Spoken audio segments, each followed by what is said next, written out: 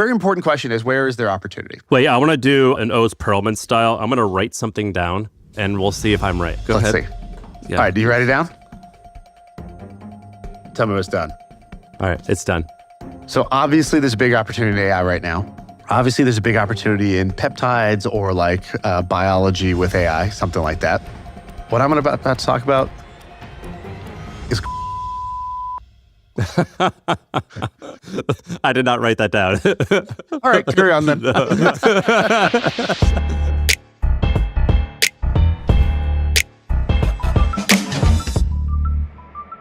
I was looking at like where's their opportunity right now? And when you open your laptop, like what does your to-do list say? Scheme? Yeah, no, it's not even a laptop. It's like a notepad. It's the hotel notepad. I don't think most people actually ask themselves this very important question. Where is the opportunity right now? That's like I was sitting there as a 14-year-old. How do I have sex? That's literally what you should be thinking. You should be thinking as a 14-year-old, you're like, which girl's gonna kiss me? Where are the girls that might kiss me, and how do I get them to kiss me? Right? That's like actually what you should be thinking about. I think entrepreneurs need to think like that. It's like, sounds caveman, sounds stupid, but like it's actually the thing. Where is the opportunity right now? You met me back in, I don't know, 2013, 14, something like that. Do you remember what I was working on back then? Like the types of stuff I was working on? Yeah, it was it was a Bebo, which was like a past its heyday social media network, and then that pivoted into a Twitch streaming competitor or a plugin for Twitch streaming. I don't think you ever fully figured it out. So early on, I was working on like you said, like messaging apps, social media apps, basically. And hey, guess when all the social media apps were made? Between 2004 and 2012. And then I'm 10 years late to the party, and I'm starting to think about like, hey, what if I made like a place where you could post photos and send videos to each other? It's like, yeah, it's called Snapchat. Hey, what if we made a way for you to message each other? Like, yeah, it's called WhatsApp. It was actually created in 2007. And so the things I was working on was the last wave's opportunity. Now that sounds stupid. Why would you do last wave's opportunity? Well, the answer is it's pretty understandable, because that's proven to work. And I'm so insecure and like have such a lack of a spine that I'm just going to go towards what I think might actually work. And I'm using what has already worked. But the problem with what has already worked is in business, what has already worked is now done in the game of No, that's not true. It's winner take all. You just talked about Groons. No, but I'm saying what I was working on, like social media, like venture tech is winner take all. You don't work on Airbnb 5 years after Airbnb has been proven to be successful, and you're going to be like another Airbnb. Because there's no network effect businesses. The winners have these like runaway escape velocity. That's why they get so big. That was the game I was playing. So I was in the venture game, right, doing venture technology companies. And in that, I was doing the venture technology companies of the last 10 years. Pretty stupid. So, and what should I have been doing during that period? Well, like during that kind of like 2012 to 2018 range, like the most interesting things were basically anything in crypto, which, by the way, it's not like it was invisible to us. Like people in our office loved crypto. And you were talking about into crypto. Yeah. I was buying crypto. We just didn't think of it as like, we didn't put two and two together. Everyone has to Google this, that if you Google Sean Puri, there's an article from an Indian newspaper that says famous entrepreneur Sean Puri puts 25% of net worth into Bitcoin. And I think this was any pre-acquisition. I think this was pre-wealth. So like... Yeah, what's 25% of $300? So yeah, crypto was an interesting space to play. The other one was basically like anything in machine learning or big data. And lastly was like different like new mobile apps. We had one iPhone engineer in our company when I joined in 2012. The iPhone came out, I think, like 4 years before that or something. So like, we were just not even on, forget about like, we weren't surfing the wave. We were in the lazy river, and then the ocean is over there. And we were just going in circles in the lazy river like idiots. And so I think the very important question is, where is their opportunity? Wait, I want to do an O's Perlman style. I'm going to write something down, and we'll see if I'm right. How was that? There is 0% chance you're going to get right what I'm about to say, because it is so random. In fact, you're going to laugh when I say what I'm going to say, because You're going to be like, after that huge ramble about big opportunities, this is the thing you just told me? Okay, go ahead. Let's see. Yeah. All right, do you write it down? Yeah. Let's talk about dog I'm going ribs. to close my eyes. You show the camera. I'm going to close my eyes. Tell me when it's done. All right, it's done. I showed it. All right. So obviously there's a big opportunity in AI right now. Obviously there's a big opportunity in peptides or like biology with AI, something like that. I don't know if those are the ones you're thinking about. What I'm about to talk about is Grand Theft Auto 6. I did not write that down. Did you get that right, Oz? What did you write down? GPUs and power plants. Okay, these are also good. By the way, there's not one answer to where's their opportunity. I thought that's what you were going to say based off of things that we had seen on Twitter. But I am hearing about. Someone just did a big shtick on Grand Theft Auto, didn't they? Well, the important thing is the new one is coming out. Is the big deal. So I don't know if let me just do a quick little. I'll do the personal story and then I'll do the primer on GTA. Okay, so the personal story is this: I have this friend who, I don't know if he wants me to say his name or not, so I won't say his name just right now, but I have this friend who was, you know him as well. He was one of the first guys to convince me that I needed to put a huge chunk of my net worth into crypto early on. And he was basically saying like, why aren't you 80% in crypto? And I was like, 80% is insane. And he's is he like, younger no. than you? He's like, Okay. This is obvious. He's like, what are you talking about? This is what it's going to be, blah, blah, blah. So he's been early on a few different calls with me in my life, to the point where now when he says something that I find outlandish, I have learned through trauma of missing out on his prior not fully backing his prior things, that I should really pay attention. So he came to my house about a year ago and he was like, yeah, I'm thinking about putting together a hostile takeover of Take-Two Interactive. I'm like, Take-Two Interactive? What is that? Do they make video games? He's like, yeah, they make NBA 2K and they make Grand Theft Auto. And I was like, do you know anything about what is a hostile takeover? We don't even do that. And he's like, yeah, this will be my first. And I was like, you're insane. All right, so a lot of people watch and listen to this show because they want to hear us just tell them exactly what to do when it comes to starting or growing a business. Now, a lot of people message Sean and I and they say, all right, I want to start something on the side. Is this a good idea? Is that a good idea? And again, what they're really just saying is, just give me the ideas. Well, my friends, you're in luck.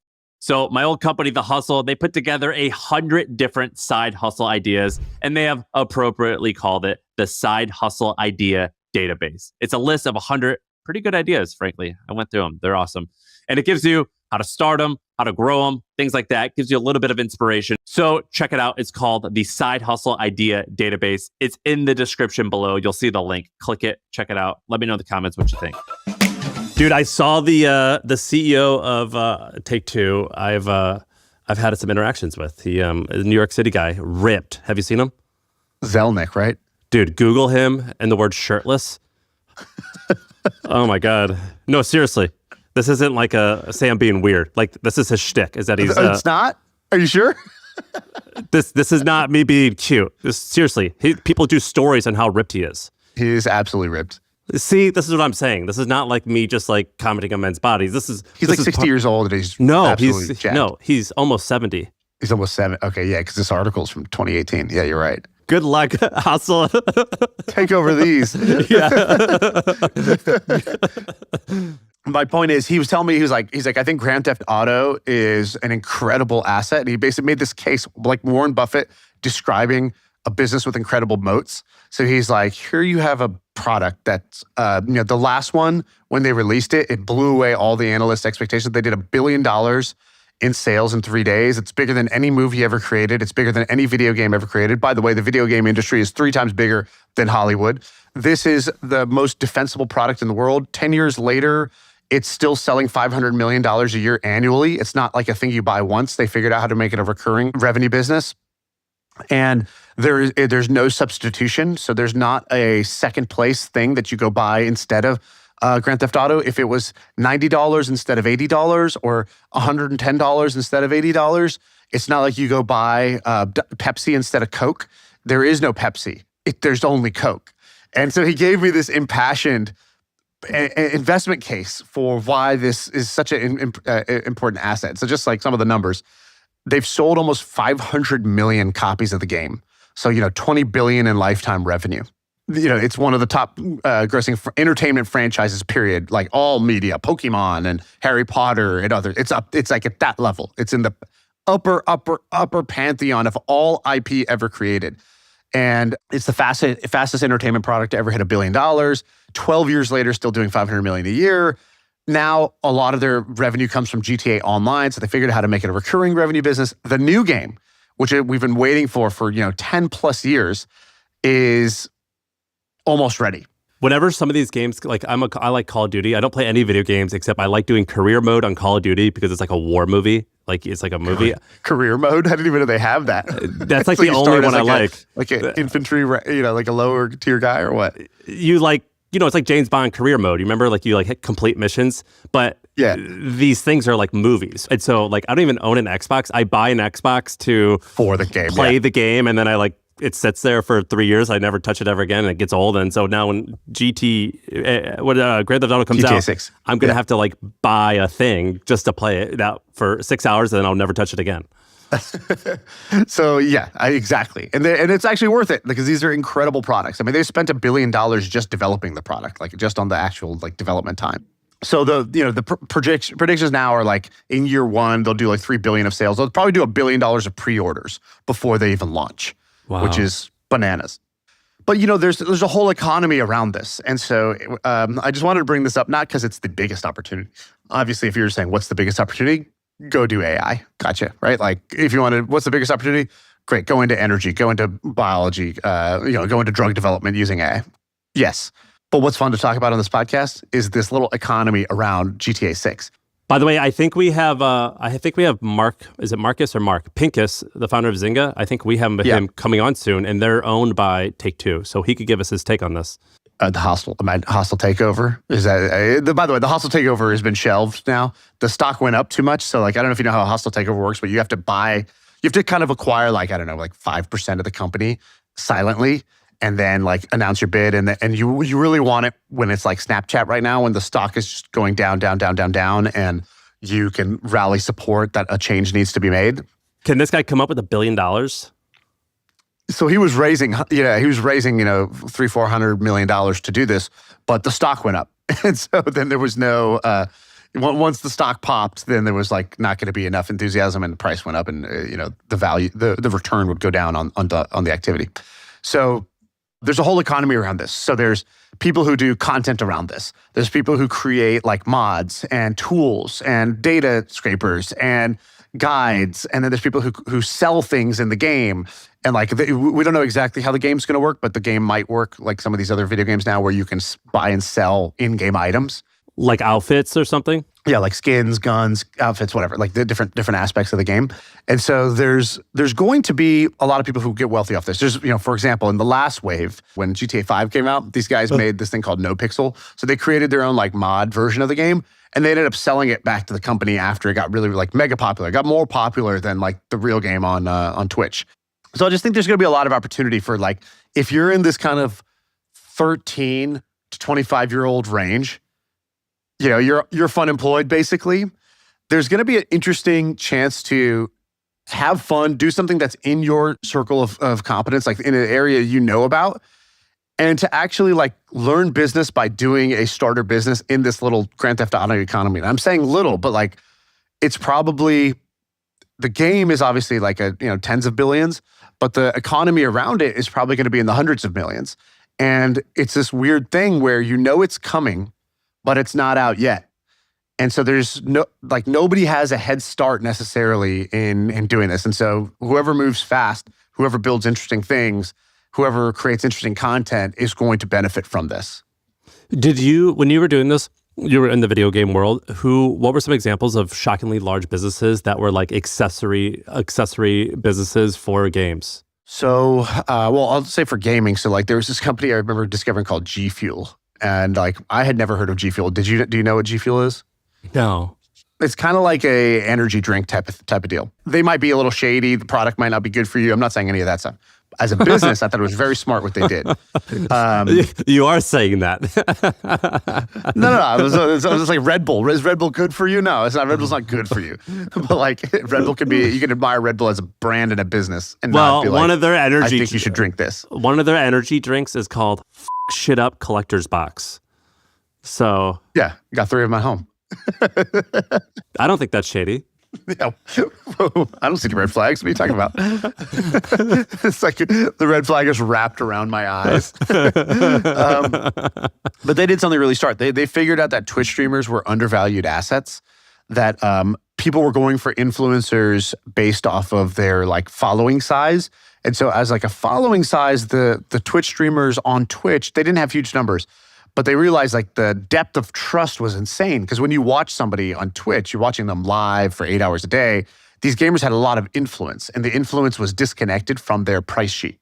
And so what G Fuel did was it went to all of them, and it ran basically the Nike playbook with streamers. So they would go to the popular streamers. They'd say, hey, we want to develop a flavor just for you, a shaker bottle that's your colors, your branding, and you're going to get a cut of the affiliate revenue. And they partnered with all the top streamers, which was not that hard to do at the time. Even though these guys were really popular, traditional brands weren't coming to them at the time. And so they went 0 to 100 million in sales. And like guys like you and I had never heard of them, because they did it just within this gaming bubble, using just the gaming influencers. And so they did that. There's obviously like Elgato, which sells accessories for streaming, that now has become even more popular with podcasting as well. Like they got both of those waves. And so Elgato is another company that sells like picks and shovels to the streaming industry. Wait, can I ask you a question about streaming? I actually like don't play video games at all, but I do occasionally will watch clips of like gamers, because like it's, for some reason it's like fun. I can't figure out why. But these streamers like what's the guy's name? Clavicular, whatever his name is. But are they, when people watch them, is it mostly from clips, which I do see and find them funny, or is someone literally watching them on their TV, like just walking around, goofing around? Both. But they're just like, so they have to be funny or all the time. No, they don't have to be funny all the time. In fact, they're not that funny. They do crazy stuff. So like, yeah, you're right. Like, so right now, if I go to Twitch, the top category is called just chatting. The top category is people not playing video games, just chatting. The third top category right now, with 45,000 live people watching, is IRL, which is basically them streaming. So you can watch right now. I will do crazy stunts. I will risk being in trouble. I will go meet these people. I will travel the world, and you, from the comfort of your bed, can kind of like watch me do it. Watch me make a fool of myself. There's one guy who's selling hot dogs, and he has 80 people on Twitch watching him. But are they watching this on their, like, what? Okay, so when people do podcasts, they're normally working out or going to work. When people watch YouTube, it's usually on their phone when they're in public transport, or they're just goofing off on their couch, or they're watching it on their TV. When people watch Twitch or other live streamers, do they have it on a TV and then they're playing games on their phone? Do they just sit there with the computer and watch the whole thing like a movie? What's the consumer habit? Obviously, there's like, because there's hundreds of millions of people, there's like a little bit of everything. But the 3 major use cases are young people just on their phone, because their phone is their like personal entertainment device, so they'll just watch a stream like on their phone, and it's the main thing they're paying attention to.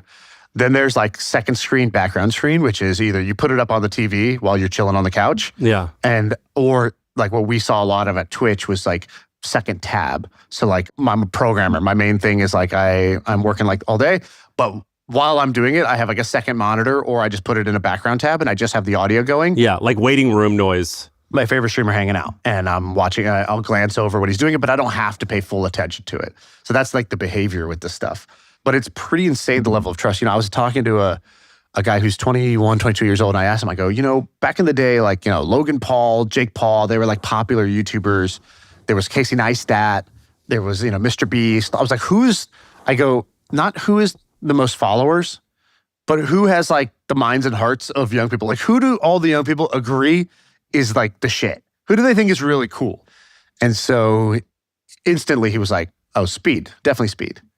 And he was like, Kai Cenat, Speed, like they're the top. They're the like both like the multiplier of popularity times like approval rating, or you kind of admire them in some way. And where's he stream? YouTube, Twitch, some of the guys stream on Kick because that's like a big competitor that's owned by a Stake, like the casino company. Okay, that's But crazy. you mentioned clips. We should talk about this. So our friends from TBPN just had an incredible 2-year run. Less than 2 years, 18 months, right? all Is time. it even 18 months? Is it 12? I don't know what it is. Our friends at TBPN, so the story is TBPN, which is a tech live show, just got acquired by OpenAI, the makers of ChatGPT, for an undisclosed sum of money. People rumor it to be 100 million, maybe 200 million, which is bananas for not just any product that's 12, 18 months old, but specifically a podcast or a show, specifically one that doesn't even get that much viewership for its actual flagship show. And John and Jordy are awesome. I'm super happy for them, but we haven't had a chance to talk about that. So what was your reaction? Where were you, and what was your reaction when you heard this? Where was I? It's not like 9/11. I don't remember where I was, but I think my reaction is amazing deal for them. I would have taken that 9 out of 10, 10 out of 10 times. If it's anything north of 100 million, take that all day. Yeah, all day. And my second reaction is they're going to win even bigger in 2 years when the board of directors of OpenAI says, guys, we got to buckle our belts and get profitable. We got to look at, why do we own all these things? Whose idea was it to buy a media company? Can we please just say that we're going to sell it back to them? Just give it to them and we'll own 5%. And they're going to own it again. So that's the prediction. Not only was this an incredible first deal, but there's going to be a Barstool style second deal on the other side of this. It was really dumb. I think it's really dumb for OpenAI. I think that HubSpot bought a media company, my media company, and it makes sense because they were using it to sell $20,000 a year software, and there's a direct attribution. When HubSpot bought The Hustle, we had HubSpot had 90,000 users, I think, something like that. Now they have 200,000 users, something like that. I don't know, just look it up. And there's direct attribution of where they get their customers, and they could say, we got this much revenue from this customers, it came from this podcast, this news, or whatever, right. This thing. With OpenAI, they already have 1 billion users. I don't understand how there's any growth related to this other than it's just a cool thing to own. Yeah, I do think it's very interesting, right? Because they didn't really release any rationale for it. There is no rationale other than it's cool. And, after a couple weeks, you're like, I guess if there was a rationale, they would say it, right? And I think the closest thing that they mentioned was, I guess back in the day, Apple bought this ad agency. And it was bringing that in-house was transformative for our marketing. And we think that having John and Jordy and TBPN in-house is going to, but it's not, they're also saying, they're speaking out of both sides of the mouth, right? Because they're they have full editorial control. We're not going to exert our influence over it. It's not going to become a propaganda tool for us. We're not going to use it, but we just paid $200 million for it or $100 million for it. So which one is it? Do you think it was a good, there's no debate. It was awesome for these two guys, right? Yeah. Incredible. Epic for the TBPN guys. Okay. For sure. Do you think this is a smart move for OpenAI? Let me make the case. Because I think on the surface, it's what? It's a head scratcher, right? For example, ChatGPT has something like 900 million monthly active users. TBPN might have 90,000, viewers, including, across on their show. And then maybe if you include clips, it's 1 million people see a clip. I don't know. It's not going to move the needle for growth. Maybe getting an executive to buy OpenAI is a $200 million deal. You'd have to get a lot of, but again, who's already not? I don't know. Buying, it's not an awareness play. Normally it's media has attention and you have lucrative product. So you use media to get your lucrative product into more people to have more attention. In this case, ChatGPT has so much attention. I'm not sure what you get out of that. But I think, here's the case, because I think you should assume that these very smart people don't do very dumb things, but as a default. You should try to figure out what they're telling themselves. So, okay, let's spitball real quick.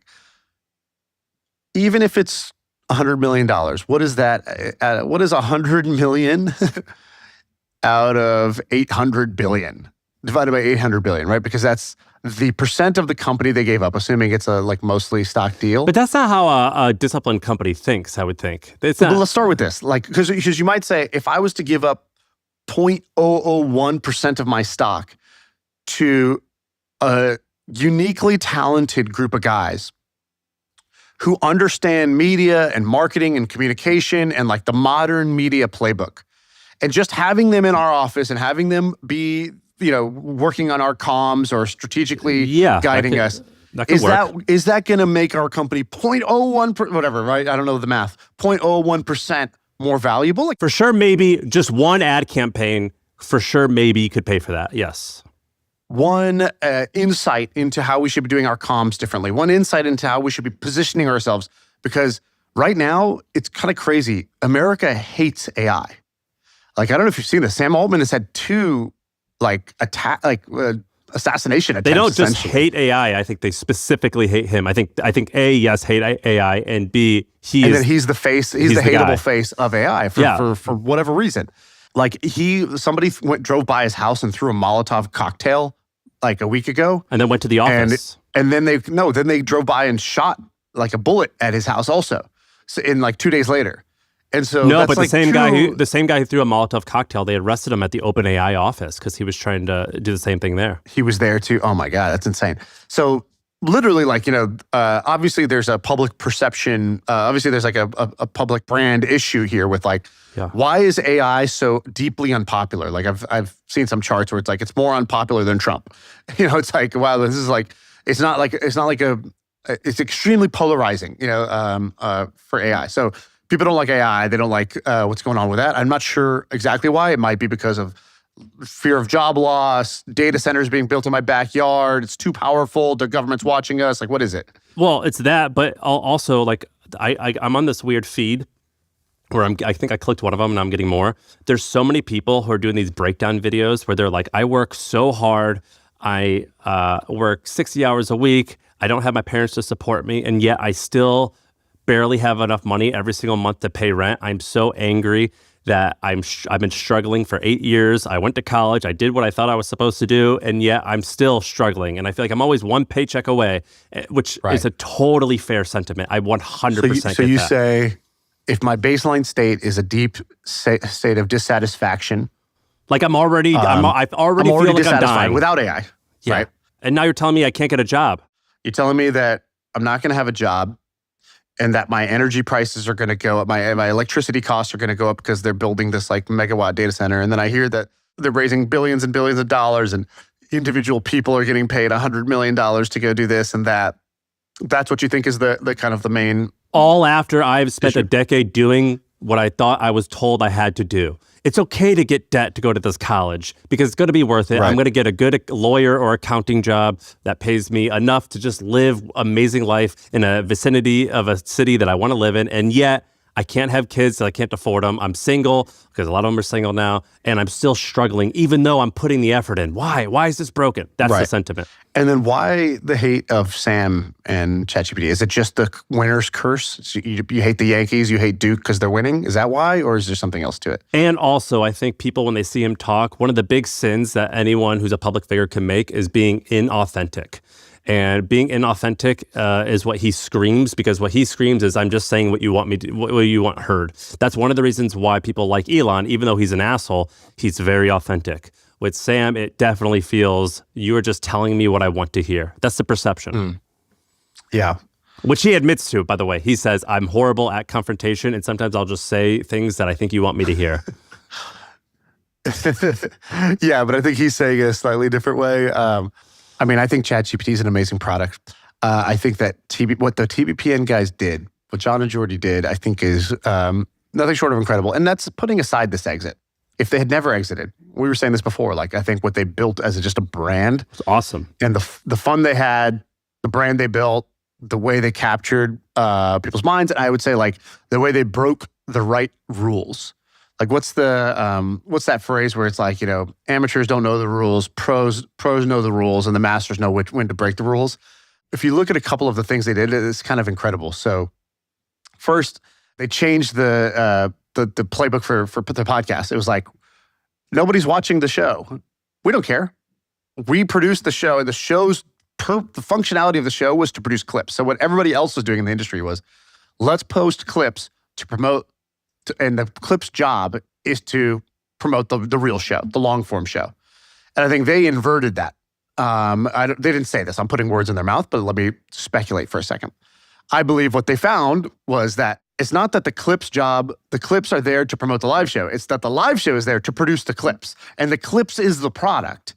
And we do this 4-hour live stream as a farming exercise to just farm 20 great clips a day.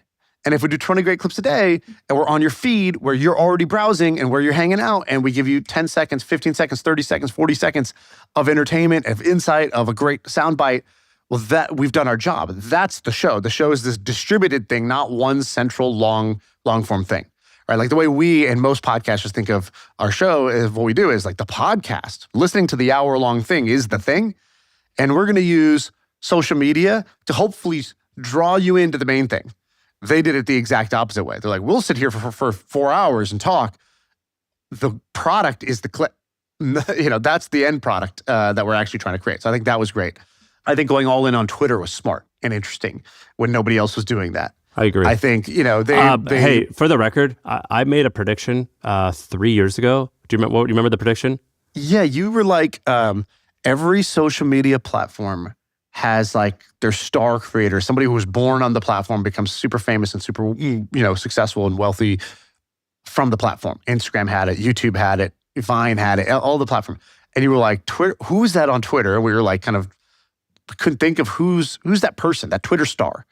And then your prediction was that there will be, I don't know the exact prediction, but it was something like, I said that there's an opportunity to do that. Somebody's going to do it and they're going to, make $1 billion doing this essentially. Yeah. So it wasn't totally wrong and it wasn't a brilliant prediction, but it was just an observation, but that I still think it can happen. I think that there's like, by the way, TBPN was tiny, even on Twitter. Like it's only in a very niche on Twitter. I still think that there's that. For example, I think that it's not in my world, but like sports Twitter is awesome. I think political Twitter is awesome. I don't like it, but it's an awesome category to be in. Like there's meme Twitter is awesome. Yeah. Yeah. Like there's still like those categories.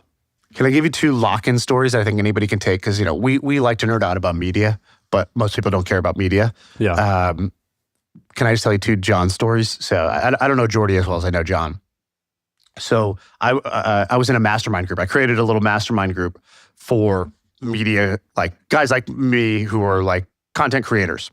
And we had this text group and we would do these calls. And at the time, John was doing a YouTube channel where he would do like explanation, the history of Donald Trump, the history of Xi Jinping. Pretty good stuff.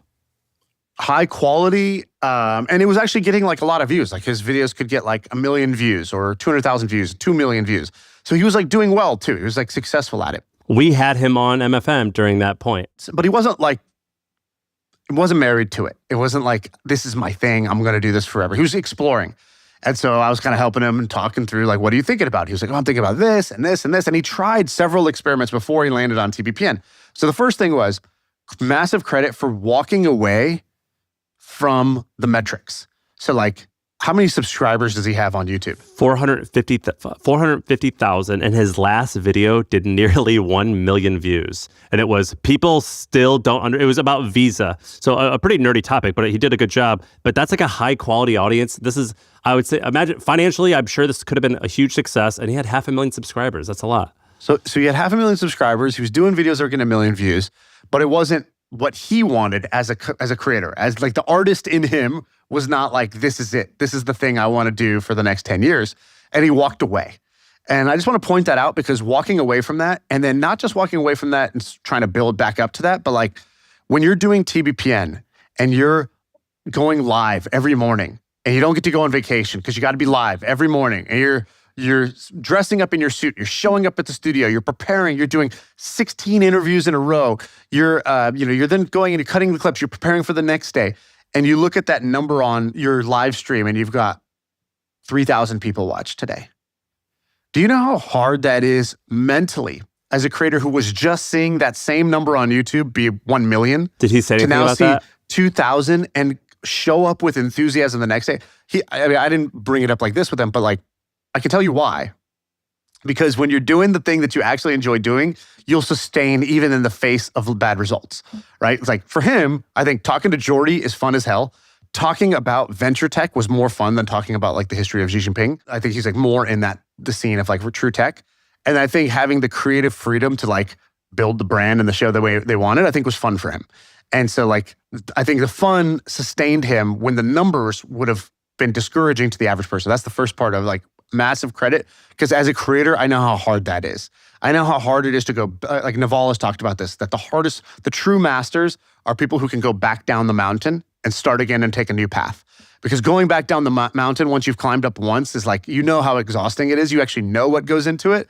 And it's so hard to give up the vantage point you have to go back to being a beginner again and seeing where that new road might take you. The second one, I invited John to our basketball camp. People don't know this. John's like freaking like 6'8" or something like that. He's huge. He's like the tallest guy in the tech industry. And I was like, oh, dude, you should come to our camp. It's amazing. We got all these amazing, the founder of Airbnb and Reddit and, Mr. Beast. And then this famous guy, this famous guy, like, you should come, man. We want you to come this year. We'd love to have you. And he's like, oh, that's amazing. He's like, I just got to figure it out with TBPN. I was like, dude, it's 2 days. It's over it's like, just like Thursday, Friday, you'll be back. It'll be fine. Also, who cares? TBPN, it's nothing yet. It's just a baby, right? At that time, they weren't even doing the live show. But wasn't this like 2 months ago? No. This was the year before. Prior year. Oh, got it. And so at the time, all they were doing was replying to tweets. They didn't even have their show yet. It was literally a Twitter account where they would reply to a tweet with them in nice suits recording a response to an interesting tweet somebody had. So there wasn't even like, we have to be live. He was just like, I got momentum. So first he asked me, he goes, can Jordy come too? And I was like, dude, we're super constrained on the like number of people. He's like, can we come and can we record from there? And I was like, I don't know, man. I'm not sure. Like, oh, big miss. Well, there's no miss. I'm saying incredible for him at that time to turn down that invite to be like, no, even 48 hours, I got to just be locked in. I got to just like, there's something here. I don't want to lose any momentum. And as a founder, as anybody who tries to like make a project happen, the amount of like manual cranking you have to do at the beginning to get something off the ground is like so underrated. And I know that I would have been like, ooh, I got invited to this cool event. Ooh, all these cool people are going to be there. Oh, it's only a couple days. It won't be that big of a distraction. Like whatever, I can come back to this. Like I would have done that. Like mad props to him for being like, no, I got to stay with this. And so he stuck with it. So he didn't come. He stuck with it. And when I texted him about this outcome, about this like incredible outcome, he goes, it's a testament to the great lock-in. And I was like, the great lock-in. And that's really what they did. They just locked the in for 12 months. They're like, every day we are going to be balls to the wall at doing this thing. And it doesn't matter if other people think this thing is important. We think it's important. It is a testament to the great lock-in. So I give them all the credit. That's amazing. Have you seen this other drama? It's kind of cool. So Jason Lumpkin, friend of the pod, he said, okay, it's weird. Now I don't see TBPN on my feed as often I did a few weeks ago. Anyone else noticing the same? And there's like tons of people, which it could be conspiracy theory because that's usually how things work. Like you're like, oh, I don't see it. And like, dude, like people tell us all the time, they're like, oh, I don't listen to the podcast MFM anymore. I'm like, well, our numbers are like through the roof high. So someone is. That's a juicy story. So you're saying Elon, who's got a competitor to OpenAI, maybe turn down that knob a little bit. It doesn't seem crazy, does it? Yeah, it doesn't because it's been proven he did that with Substack. You know this story? No. He tried to buy Substack. They didn't cut the deal. Founder walks away. It's like, dude, total respect. You're Elon Musk. This is amazing. But like, we want to be independent. And then the next like day, all traffic to Substack from X goes to zero. Essentially, they basically shadow banned Substack links. And then they bought Review. They launched their competitor of X articles. They like did a whole bunch of things.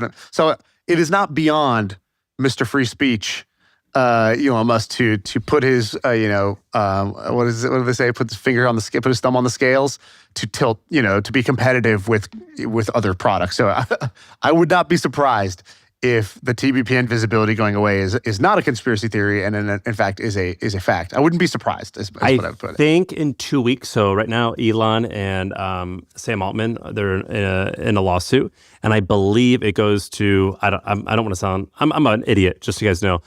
Deposition? Wait, should we set us up front? They're doing the Home Depot.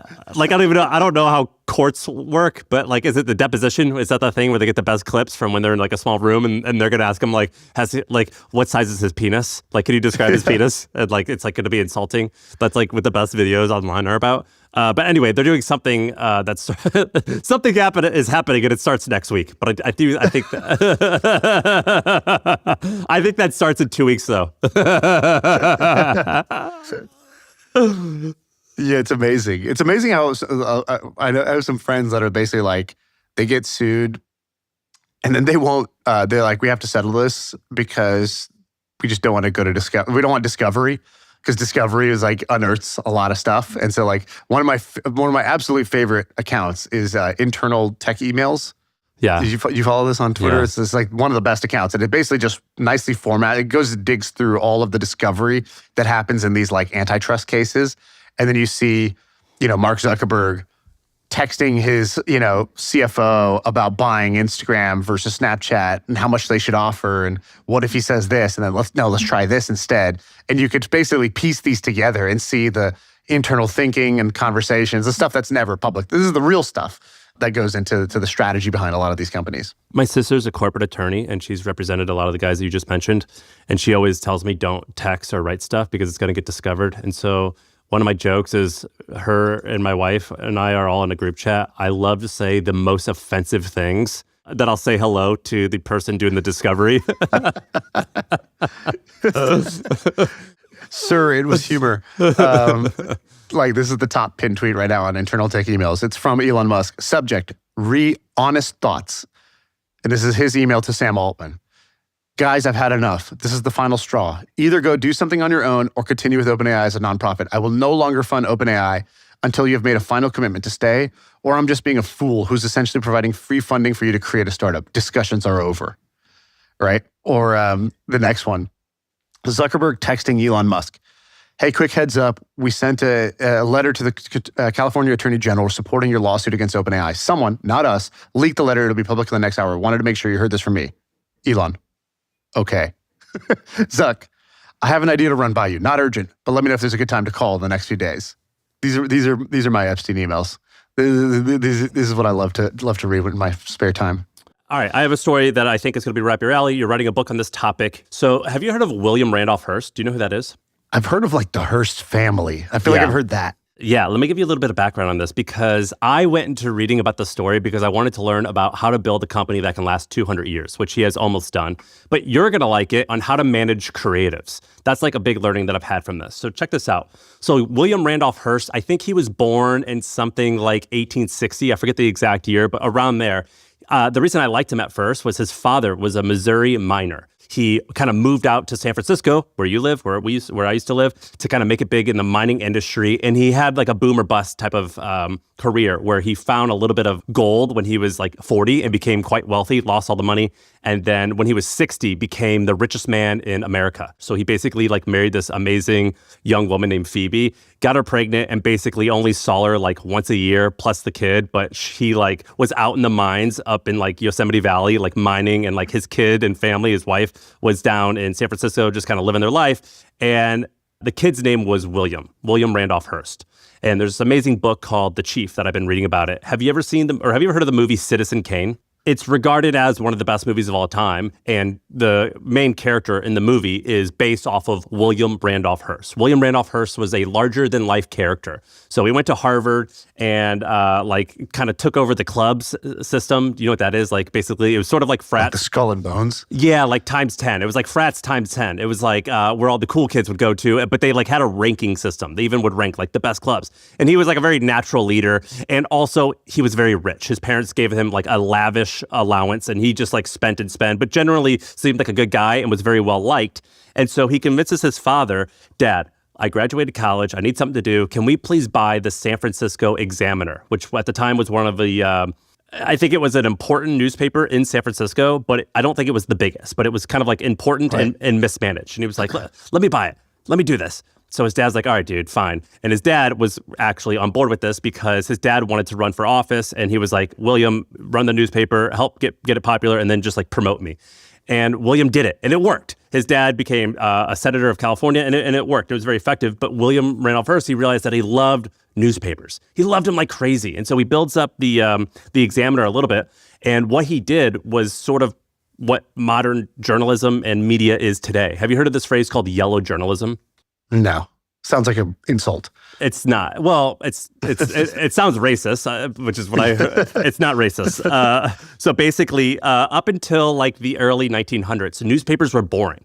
They were just like facts. They were just like sheets of paper with like black text with the headlines were not significantly larger than the text. And if you go and look at old New York Times articles or like, have you ever seen like archived New York Times, you'll kind of notice this. There weren't photos at the time, but this was a big deal because radio and movies weren't a thing. And so newspapers were how everyone got their information on a daily and weekly basis. And so the news industry had this massive TAM, but like it wasn't like the most exciting thing. And so William Randolph Hearst, who's this young, charismatic guy, he was like, make the headlines bigger, add photos. And then the phrase, if it bleeds, it leads, it came from that era. And he was the guy. So there was basically him and this guy named Joseph Pulitzer. You've heard of the Pulitzer Prize, right?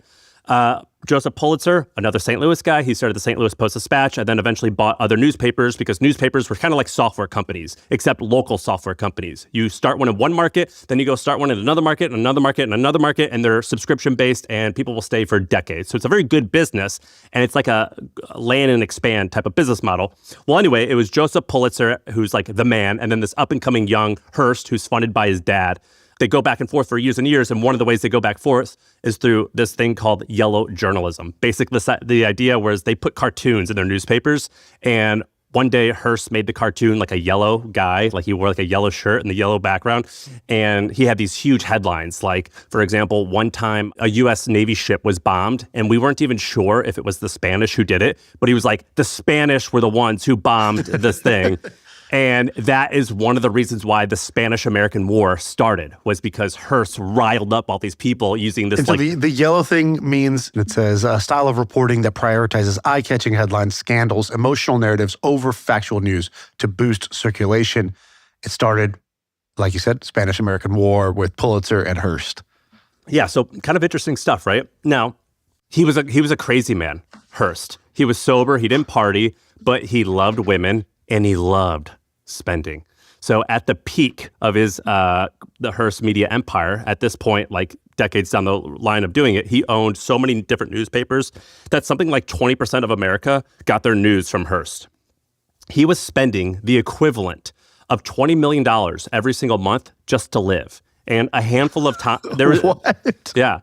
A handful of years, he spent $2 to $4 billion building homes. So Ernest Hemingway, I think it was Ernest Hemingway or another like reputable author was like, if God were to come down to America and build a home, it would look like one of Hearst's home. So he was famous for just being a insane spender. So at one like, but he's not spending in the building case, right? He's just he's doing it as a business. He's selling the homes, or no, he's just building them to have them.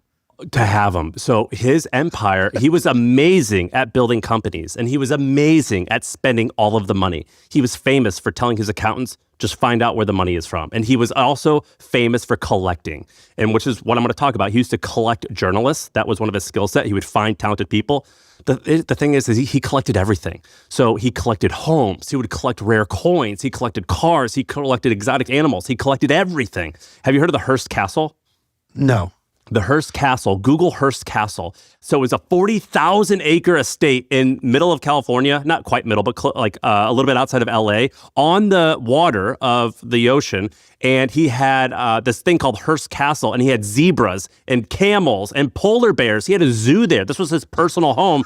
And it was so big that when he died, he was like, I can't give this to anyone because it costs too much to run it. I'm just going to give it to the California government, and they're going to turn it into a museum. And that's what Hearst Castle is.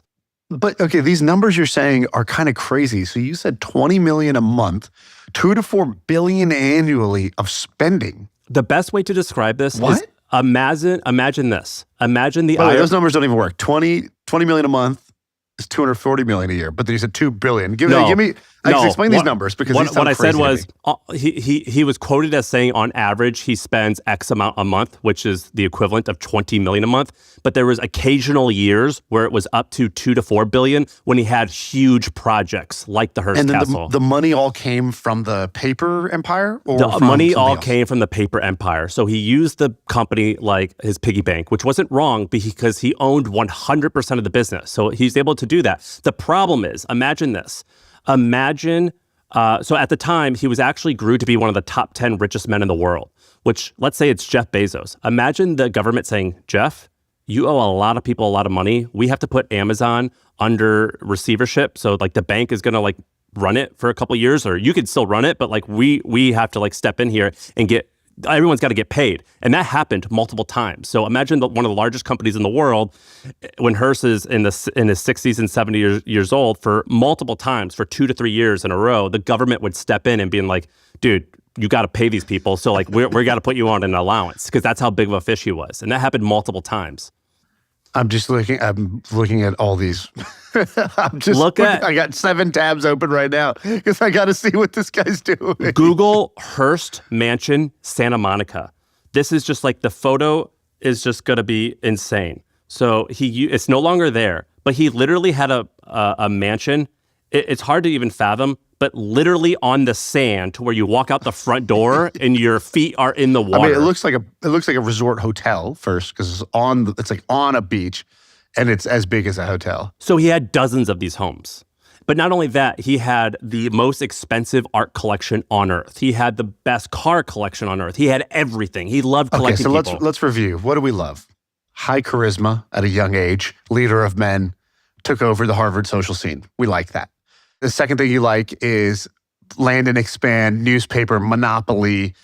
Third thing we like, media innovator, decides, why are we just doing transactional informational news? Let's sell stories, baby. Let's sell emotion. Creates this yellow journalism, triggers some wars. It's okay, whatever. So that's the third interesting piece. Then the fourth is lavish, extravagant spending, man of taste, collecting cars, animals, clothes, jewelry, homes, all the things that we like. So there's a lot we like. There's a lot of things that, like, if his Tinder profile matches our what we like over here on MFM. So far so good. Well, and we haven't even got to the part you mentioned, which was about like creatives. And I don't want to. We don't have to dwell on this, but I can't give him a pass. He didn't like the Jews. So Joseph Pulitzer. Gotcha. He used to call him Joseph Pulitzer. Like he also had before Hitler was before the 1940s happened. Hitler was like a leader of Germany who like revitalized Germany, and he had Hitler as a columnist, and everyone knew Hitler was anti-Semitic, but they didn't know that he was like killing Jews. So anyway, he doesn't get a pass. So he did a lot of bad stuff there. But you know, we're going to talk about a whole man. So and so I'll tell you what Hearst is today, and then we'll get into the good stuff. So Hearst now, they are a media company, but it's still family owned. I believe it's 100% family owned. I believe they do something like $15 billion a year in revenue. And what's interesting is when he died, he set up this amazing trust. And I think it's the largest trust in America that's like this, where the trust runs the company. And basically the trust has 6 non-family members, 6 family members on it, and those are the ones who vote on the company. And it appears to be quite well run. So Hearst now owns Cosmo magazine, which they own. I think they own GQ and a bunch of other magazines, but they also own 20% of ESPN. Huh. Yeah, that's worth like $20 billion. They own half of A&E. They own like a lot of local news stations. They own Finch Ratings, which you probably don't care about, but it's like a B2B boring thing. They still own a ton of stuff, including the original newspaper in SF that he bought. So it's still a prolific company. And interesting story, they didn't try to buy the Hustle, but when we were selling the Hustle, we met with them. And my wife, her mom and dad lived next door to the Hearst Tower. So they own this beautiful tower in Midtown Manhattan. And I slept at her mom and dad's house when I had the meeting. And the next day I go to the meeting and they're like, "Where'd you stay?" And I was like, "Look out that window. That's literally the bedroom that I slept in last night." Like, I'm like, that's the Par Tower you're looking at. So you mentioned 2 things. One was managing creatives. I'm curious about that. Yeah. And then I have a different question after that about, you said you wanted to build like a 200-year company, and I want to ask you some questions about that too. So first give me the creative part, and then we'll go the other way. So here's what made him interesting. So Hearst was, he discovered so much talent.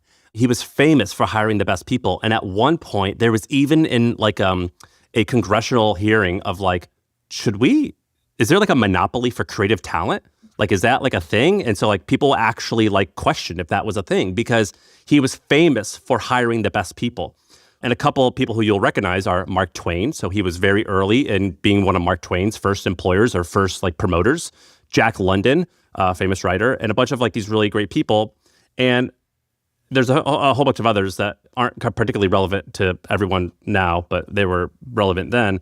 And he was famous for basically personally recruiting these people, paying them more money. How was he finding them? Because there's no social media back in the day. There's no portfolios. How is he even figuring out who's the diamond in the rough? What would he look at? So this is where it's interesting. And I think that both you and I can identify with this a little bit. Even though he was like a clickbait guy and he would sensationalize stuff, he still loved words and he loved like beautiful prose. And so he was a very, it was like a dichotomy where he like was like all about like building big and like flashy headlines and also like beautiful, like, isn't this beautiful? Look at this sentence this author wrote. And so he would find, like, for example, there's a story where he was based in SF. He found a little pamphlet that this one like 23-year-old journalist in Oakland wrote, and he like read it and he immediately went to Oakland and he personally recruited the guy.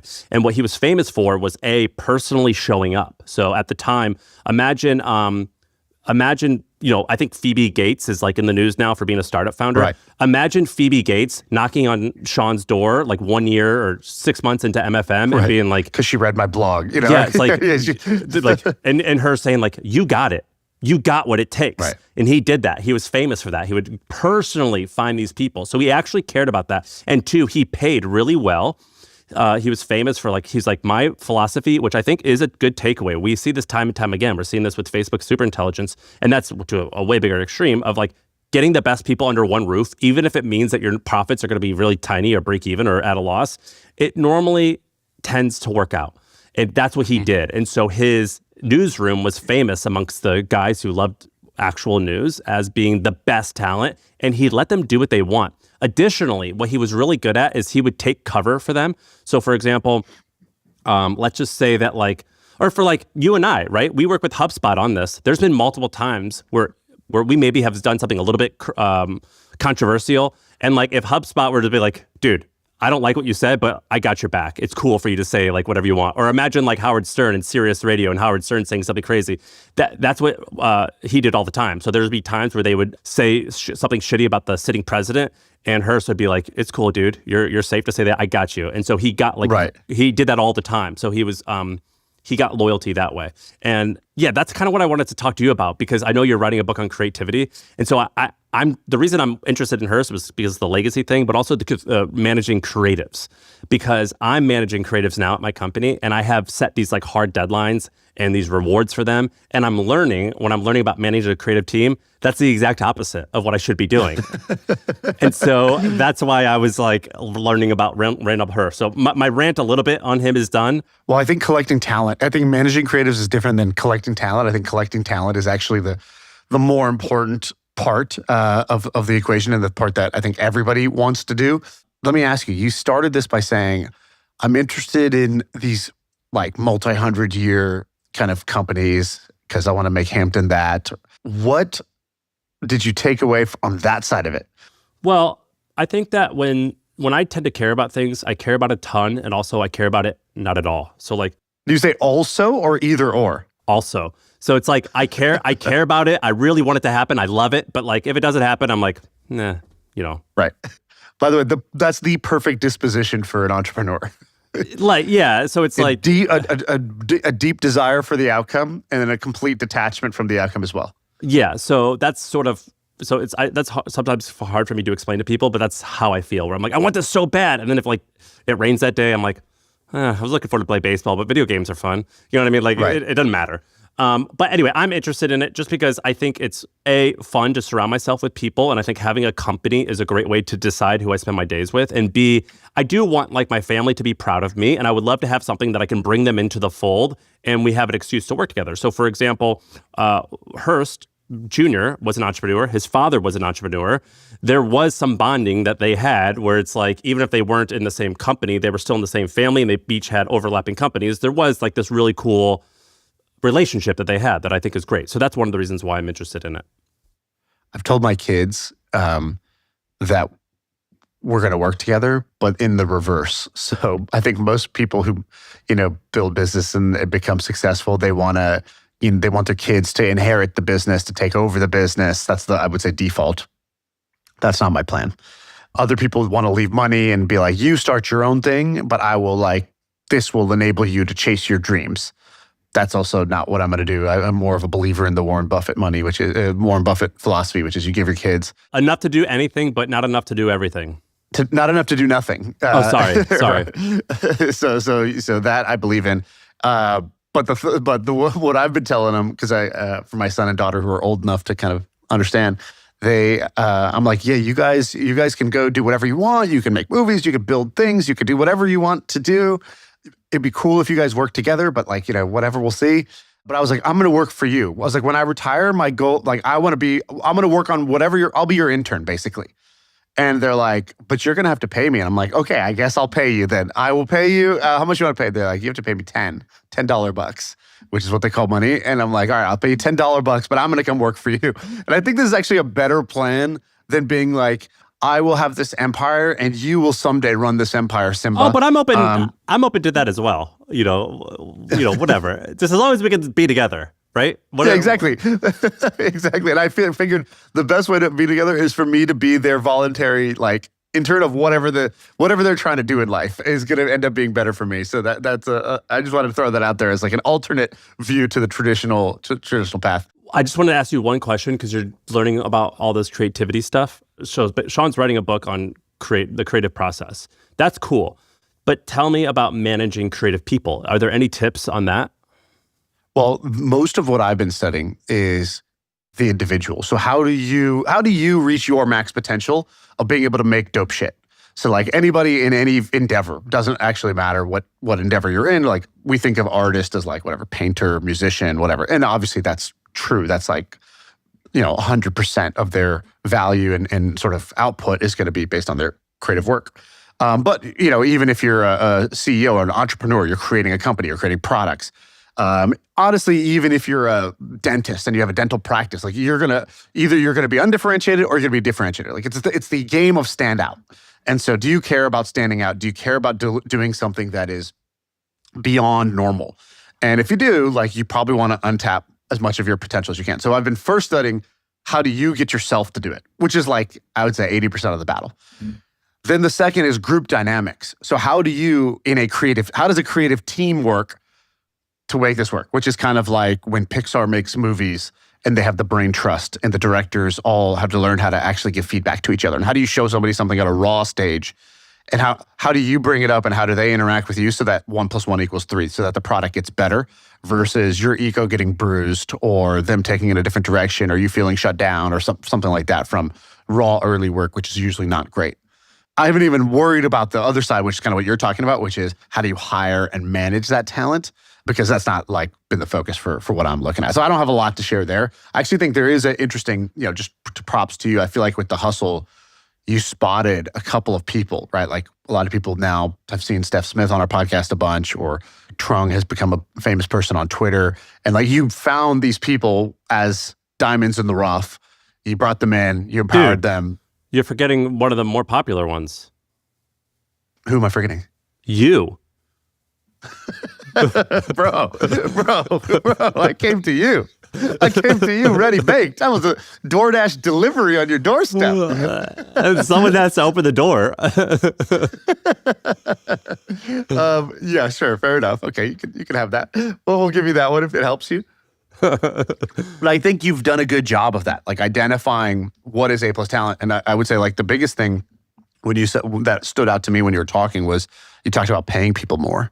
And this is one of the great asymmetric arbitrages that exists, which is that the person who is truly great is worth somewhere between 10 and 100 times the average person, but they'll never cost 10 to 100 times. Only maybe now with the AI researcher thing, where the AI researchers are making like hundreds of millions of dollars a year. Maybe now they're getting paid their actual worth, but like in every other industry in all of history, it's like the A+ person versus the B+ person is getting paid 10% more, 30% more, 50% more, even 150% more max, but they're generating, 1,000% more of return of work. And so the mindset shift has to be there of like, the whole game is find the best people. I'll give you a little story. So before this podcast, I was telling Ben, because I'm in Austin, I was hanging out with Ben. And I said, hey, what if our conversation in the last 24 hours do you think would be useful for people on MFM? Not just entertaining, but useful. And he goes, oh, the thing you said about one of our companies. So in one of our companies, we kind of hit a plateau. So we got into the 20 million plus range of revenue, which is great because we were growing 50% a year, but then we plateaued. And I had stepped out of the company about 2 years ago. And so the question is what do we do? And I had told Ben, I was like, we're in a little bit of a pickle because to be great in that type of a company, let's use the analogy you were doing of Hearst, right? To be great in the newspaper business, you have to make the most compelling media, right? So you got to have stories that hook people, that get people to become daily readers.